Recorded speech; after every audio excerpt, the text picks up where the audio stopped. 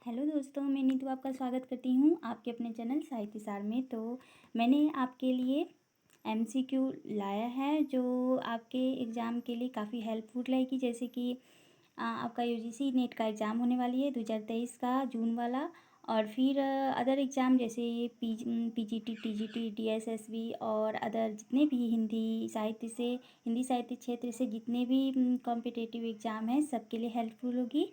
तो मैं डेली आपके लिए एमसीक्यू लेकर आती रहूँगी, तो आप इसे ज़रूर देखें और इसका लाभ उठाएं। तो चलते हैं सीधे क्वेश्चन पर, और मैं बताते चलूँ कि मैं सिर्फ आपको आंसर ही करवाऊँगी, बाकी चारों ऑप्शन नहीं करवाऊँगी। इससे आपका टाइम वेस्ट होगा और आपके पास इतना टाइम भी नहीं है कि आप ज़्यादा टाइम दे सको। तो इसके लिए मैंने सिर्फ यही सोचा है। तो चलिए सीधे क्वेश्चन पे चलती हूँ। तो पहला क्वेश्चन है कि स्वयंभू का पयुमचर्यो किस छंद में है? तो पत्थरिया छंद में। ठीक है। दूसरे क्वेश्चन पे चलती हूँ। इनमें से कौन सी भाषा वियोगात्मक है? तो आपको पता होना चाहिए कि जो अपभ्रंश भाषा है वो वियोगात्मक है। तीसरा क्वेश्चन, लोग हैं लागी कवित बनावत, मोही तो मेरो कवित बनावत। ये घनानंद जी की बहुत ही खूबसूरत पंक्ति है। उसके बाद संस्कृति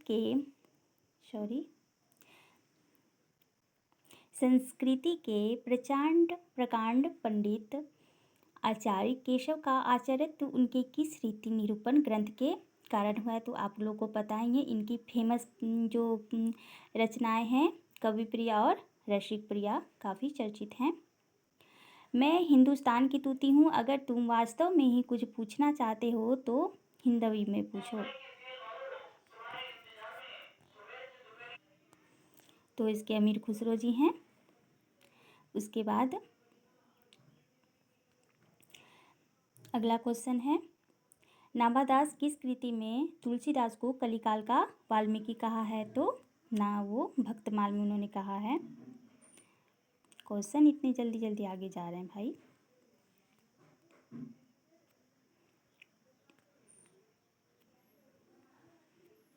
कौन सा दार्शनिक चिंतक को प्रच्छन्नबोध के नाम से जाना जाता है? तो वो हैं शंकराचार्य जी। ठीक है। उसके बाद कबीरदास को बीजक के रूप में संकलित करने का श्रेय किसको जाता है? तो ये उनके शिष्य ही थे, धर्मदास जी थे। प्रेमाख्यानक परंपरा का प्रथम ग्रंथ किसे माना जाता है? तो हंसावली। निम्बार्काचार्य द्वारा स्थापित निम्बार्क संप्रदाय के दार्शनिक मत को क्या कहा जाता है? तो द्वैताद्वैतवाद। बिहारी की कविता को शक्कर की रोटी किस आलोचक ने कहा है? तो पदम सिंह शर्मा जी ने। उदयभानचरित किस रचना का दूसरा नाम है? तो रानी केतकी की कहानी को ही उदयभानचरित भी कहा जाता है। हमारे मत में हिंदी और उर्दू दो भाषा ऐसी दो बोली जो है वो न्यारी न्यारी है, ये राजा लक्ष्मण सिंह ने कहा है। नौ भक्तमाल किसकी रचना है? तो राधाचरण गोस्वामी जी की। सहज कविता आंदोलन के प्रवर्तक जो हैं वो रविंद्र भरमर जी हैं। सरस्वती पत्रिका के प्रथम संपादक कौन थे? तो श्याम सुंदर दास थे। भक्ति काल को किसने सूफी युग कहा है? तो राहुल संस्कृत्यायन जी ने भक्ति काल को सूफी युग कहा है। आदिकाल में खरी बोली का प्रथम प्रयोग जो था वो किसने किया था? तो अमीर खुसरो जी ने। उसके बाद ग्रियर्सन द्वारा लिखित हिंदी साहित्य का जो इतिहास है किस भाषा में है? जो the modern vernacular the literature of Hindustan, तो वो है अंग्रेजी भाषा में। ठीक है, क्योंकि वो अंग्रेजी के ही प्रकांड विद्वान थे। उसके बाद ये प्रकाशन वर्ष का जो रचनाओं का जो प्रकाशन वर्ष का अनुक्रम जो दिया जाता है ना, वो काफ़ी ही इम्पोर्टेंट है। इनको आप करके ही जाना, छोड़ के तो बिल्कुल भी मत जाना, क्योंकि यहीं से 5-6 क्वेश्चन पूछे जाते हैं। और यूजीसी नेट का जो लेवल है ना, वो इसी तरह के क्वेश्चन सेट होती है। और अभी तो ऐसे ही क्वेश्चन सेट हो रहे हैं, क्योंकि वो डायरेक्ट क्वेश्चन नहीं पूछ रहे हैं दोस्तों, वो इनडायरेक्ट क्वेश्चन पूछते हैं। और अगर आपको इसका ईस्वीसन नहीं पता है तो आप इस क्वेश्चन को नहीं कर पाएंगे। और आप जानते हैं कि 1-2 क्वेश्चन कितने इम्पोर्टेंट होते हैं यूजीसी नेट में, क्योंकि उसी से आपका परसेंटाइल या परसेंट में आप आते हैं, रैंक में आते हैं। नहीं तो अगर एक क्वेश्चन आपका नहीं आता तो जेआरएफ रुक जाता है, और एक क्वेश्चन नहीं आता तो आपका नेट भी नहीं हो पाता है। तो इसीलिए आप इसको करके ही जाएं। जितने भी प्रीवियस ईयर क्वेश्चन हैं आप करके जाएं, या तो नहीं तो अगर आप बोलेंगे तो आप कमेंट बॉक्स में नीचे कमेंट करके बताएं कि अगर आपको ये ऐसे ही क्वेश्चन करनी है तो मैं करवा दूँगी, ठीक है। तो चलिए, तो इसका आंसर देख लेते हैं। शाकाचार, भरतेश्वर बाहुबली रास, श्रावकाचार्य जो नौवीं सदी की है 933, ठीक है। और भारतेश्वर बाहुबली राज जो 1144 के समथिंग है, और चंदन बाला राज 1213 यह है, और रेवंत गिरी राज ऐसे ही 12 और 13वीं सदी के बीच में है, ठीक है। उसके बाद अगला क्वेश्चन देखती हूँ। इनमें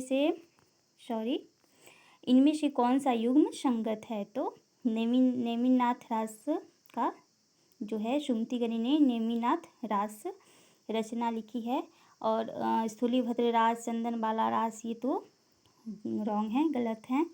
उसके बाद अगला क्वेश्चन, रीति काव्य के संबंध में कौन सा कथन असत्य है?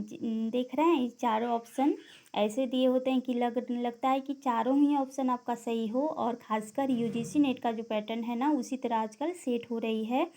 क्योंकि मैं 3 बार एग्ज़ाम में बैठी हूँ और मैंने तीनों बार ही क्वालिफाई किया इस एग्ज़ाम को, तो मुझे इसका लेवल पता है कि क्वेश्चन कैसे और कहाँ से पूछे जाते हों।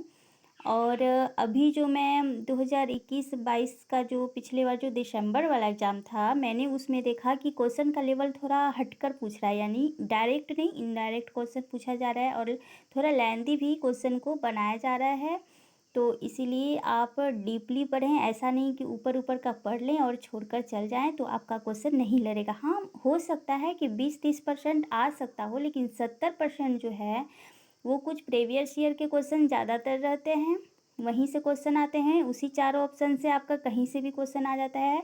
और अब तो व्याकरण को भी ऐड कर दिया है, क्योंकि व्याकरण के भी इस बार 2-3 क्वेश्चन आए ही थे, और पिछले बार भी 20-21 में भी और 21-22 में भी पूछे गए थे। तो आप व्याकरण को भी देख लें थोड़ा। और फिर इस तरह के जो क्वेश्चन है ना वो डीप नॉलेज के लिए, उसकी प्रवृत्तियाँ, हर जितने भी काल हैं, आदि काल, भक्ति काल, जितने भी, तो इस तरह के क्वेश्चन बिल्कुल भी ना छोड़ें, उनकी प्रवृत्तियाँ आप ज़रूर देख लें। जैसे यहाँ पे दिया है कि रीति काव्य के संबंध में कौन से कथन असत्य हैं, तो देखिए उनकी प्रवृत्तियाँ ही यहाँ पे पूछी गई है कि उसमें रीति काल में क्या इम्पोर्टेंट है। तो देखिए क्या क्या था। तो काव्य में मूलाधार श्रृंगारिकता जो भरपूर मात्रा में पाई गई है। काव्य दरबारी संस्कृतियों से प्रभावित थे, वो तो थे ही। राजाओं के प्रशंसा के लिए जो कवि थे वो लिखते थे, जिनसे उनको मुद्राएं, रहने के लिए स्थान, और उनकी प्रशंसा, राजाओं की प्रशंसा ही उनका मुख्य ध्येय था, और इसीलिए उनके राज दरबार में ही वो रहते थे जहाँ तक संभव होता था।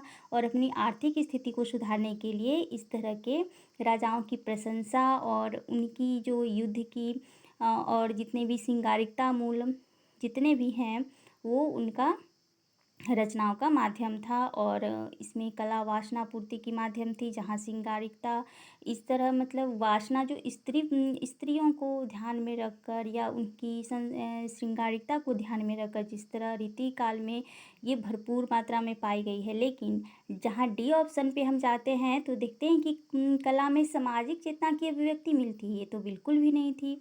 ये तो हम द्विवेदी काल में देखते हैं कि सामाजिक चेतना भारतेंदु काल में भरपूर मात्रा में पाई जाती है। सामाजिक चेतना जिनमें भारतेंदु जी ने समाज के लिए राष्ट्रीय एकता, समन्वय चेतना जितने भी हैं वे सब भारतेंदु और द्विवेदी काल में ही पाए जाते हैं। तो इसलिए आंसर आपका डी होगा जो रॉन्ग है, ठीक है। उसके बाद अगले क्वेश्चन पे जाते हैं। तो यहाँ भी देखिए, कालकर्म की दृष्टि से अपभ्रंश साहित्य से संबंधित कवियों का सही कालानुक्रम क्या है? तो ये कितने ही बार रिपीटेड क्वेश्चन है दोस्तों। जब आप 2004 से आप 20 ईयर की जितने भी आप प्रीवियस ईयर क्वेश्चन अगर देखिएगा तो उसमें कितने ही बार ये रिपीट किए गए हैं ऐसे क्वेश्चन। तो आप बिल्कुल भी देख कर जाइएगा, इसे इग्नोर ना कीजिएगा, क्योंकि यहाँ से क्वेश्चन पूछे जाते हैं। ओके, तो पहला क्वेश्चन देख लेते हैं। अच्छा, सही अनुक्रम इसका था ना, ठीक है। तो सही अनुक्रम इसका देख लेते हैं। तो सबसे पहले स्वयंभू आते हैं जो अपभ्रंश के पहले कवि माने जाते हैं और इनका समय अवधि था 8वीं शताब्दी। पुष्पदंत जो 10वीं शताब्दी के थे और धनपाल जो 13वीं शताब्दी के थे। तो इस तरह इसका आंसर ए हो गया। ओके, अगला क्वेश्चन देखते हैं। कस्तूरी कुंडल बसे ये किसकी आत्मकथा है? तो मैत्रेयी पुष्पा की आत्मकथा है जो बहुत ही अच्छी है, आपको पढ़ना चाहिए। और अगर इसको ट्रिक के माध्यम से आप याद करें हैं तो यहाँ मैत्रेयी पुष्पा दिया गया है। तो मैत्रेयी यानी मित्र, तो मित्र ने क्या खरीदा? तो कस्तूरी कुंडल। वो कस्तूरी कोई मित्र है, आप मान लीजिए, वो कस्तूरी कुंडल पहनती है। तो इस तरह आपको याद हो गया कि मैत्रेयी पुष्पा का कस्तूरी कुंडल बसे आत्मकथा है। ठीक है, उसके बाद अनुकरण सत्य से तिगुना दूर है, ये कौन कर सकता है? ये तो ये प्लेटो महाराज ही कर सकते हैं ना क्योंकि उन्होंने ही कहा है कि अनुकरण सत्य से तिगुना दूर है, क्योंकि वो वास्तविकता पे ध्यान देते थे। ऐसे नहीं बना बनाया कोई भी चीज़ आगे हो और उसको उन्होंने स्वीकार कर लिया। यहाँ तक कि साहित्य को भी वो ऐसे साहित्य नहीं मानते जिनमें श्रृंगारिकता मूल हो और जिसको पढ़कर इंसान उत्तेजित हो।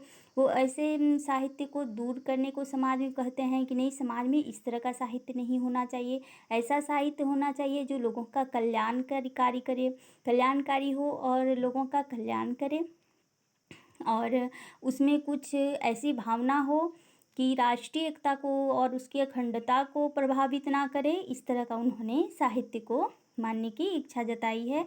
बाकी जो श्रृंगारिकता वासना रहित हो, जो बच्चों को प्रभावित करती हो, जो बड़ों को प्रभावित करती हो, ऐसे साहित्य से उन्होंने सबको दूर रखने को कहा है। और ऐसे कविकार और जितने भी कवि और साहित्यकार हैं, अगर इस तरह की रचनाएं करते हैं श्रृंगारता मूलक, जो उत्तेजित करने वाले हो, समाज के कल्याणकारी ना हो, हितकारी ना हो, तो ऐसे साहित्यकार को उन्होंने देश से निकालने तक की बात कही गई है। अगर आप प्लेटो की उनकी रचनाओं या उनकी साहित्यिक भावनाओं को या उनकी कवित्व को, अगर कवित्व के विचार में उन्होंने क्या कहा है, तो अगर आप पढ़ते हैं प्लेटो को तो आपको ये सब बात पता होगा। तो दोस्तों आज के लिए बस इतना ही। और जितने भी ये 25 क्वेश्चन मैंने एमसीक्यू के तौर पे लिया था, ये काफ़ी ही इम्पोर्टेंट हैं। और अगर आप इसी तरह के क्वेश्चन करना चाहते हैं तो मेरे कमेंट बॉक्स में ज़रूर बताएं। मैं हमेशा ऐसे ही क्वेश्चन लेकर आती रहूँगी जो आपके एग्ज़ाम के दृष्टिकोण से काफ़ी हेल्पफुल रहेगी। और मेरा यही ध्येय है कि आपका जो एग्ज़ाम होने वाला है जून में, वो जल्द ही होने वाली है और आपका फॉर्म फिलअप हो रहा है। तो मैं चाहती हूँ कि ज़्यादा से ज़्यादा आपको टाइम दे सकूँ, क्योंकि मेरा इधर पीएचडी कोर्स वर्क का भी एग्ज़ाम होने को है। तो इस कारण मैं थोड़ा नहीं करवा पाऊँगी, लेकिन जब भी टाइम मिलेगा तो मैं ज़रूर करवाऊँगी। ठीक है, तो अगर आपको वीडियो अच्छी लगी, क्वेश्चन का लेवल अच्छा लगा, तो ज़रूर मेरे चैनल को सब्सक्राइब कीजिएगा और शेयर कीजिएगा, ताकि मैं इस तरह के वीडियो आपके लिए डेली लाती रहूँगी। Thank you so much.